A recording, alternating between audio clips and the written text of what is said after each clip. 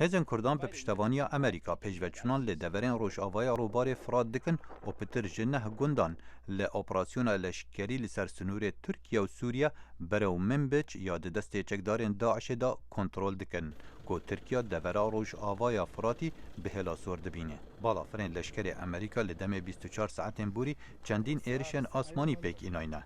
هزین سوریا دموکراتیا پرانیا و کرد با آلیکاریا و هفکاریا پتر ج 200 سربازین هزین تایبتن امریکا برو باجر منبجه پیشوچونان دکن گوبویا اگر ناراضی بونا سرهلداین عربین سنه و هر وسا ترکیه اواج درزبونا حریمکا سربخویا کردان دترسه لورا ترکیه داخوازه تفلیبونا سربازین خول شینا هزین کردا کرد دشار دجی چکدارین داعشه.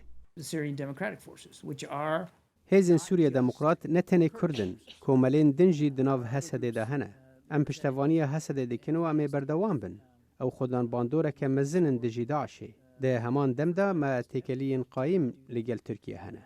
دناف عراق دا با آلیکاریا هیرشن آسمانیان هفپیمانیا برابراتیا امریکا هزن پیشمرگن کردستان بدریجاهیا چند روزن بوری اپراسیون لشکری دجی بنگهن چکدارین دولتا اسلامی لنزیک موصل پکتینن بو زیده کرنا سنگیه لسر چکدارین داعش دناف موصل دا.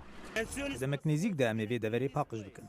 دوان پیشرویان دا هزین پیشمرگه دورکا برفره لدورو بری موسا رزگار کرن که خلکوی دوره مالباتن خوب جه لاینه پشتی هرشا چکدارین داعش و کنترول کرنا باجر موصل. مادی یان ددن سر سیاره مفخخ و عبوات ناسفه و انسانی خوکجو یعنی ششتنی مشکی جنگاورکانی خوی بو اوی لعالیه کدی بزاوین جنابرنا چکدارین داعش بردوامن لشکر عراق دگل چکدارین شیعه بچک گران هیرشان بسر باجر فلوجه دکن لدما چکدارین داعش دوهی سه شنبه بودم 4 ساعتان برسوا اپراسیونن لشکر عراق دان ریبرین لشکر عراق دبیجن هزا آسمانی باندورکا خورد لسر بزاوین تیروریستین داعش هنه.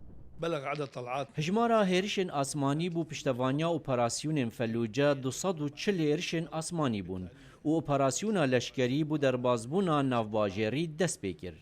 هجمارا قربانیان مدنیان جاگرا شرو هفچونن دنابرا هزین عراق و چکدارین داعش لفلوجه برو زیدبونه و دچت سرار کو 625 مالباتان شیان جدورین لجر کنترول داعش براون.